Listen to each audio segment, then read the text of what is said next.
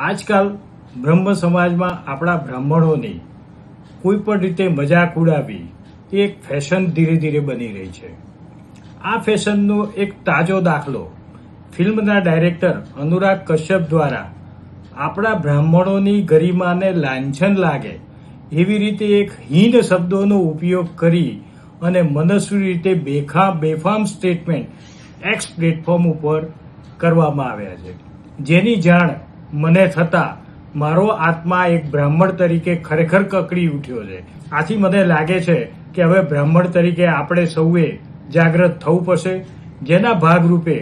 હું આવતીકાલ તારીખ 21/4/2025 રોજ બપોરે 1 વાગે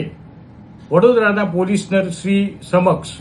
મારી ફરિયાદ અનુરાગ કશ્યપ વિરુદ્ધ દાખલ કરવા જઈ રહ્યો છું, જેમાં આપ સૌ બહેનો, ભાઈઓ તથા વડીલોને મારી નમ્ર વિનંતી છે કે આપ સૌ મને સાથ સહકાર આપી અને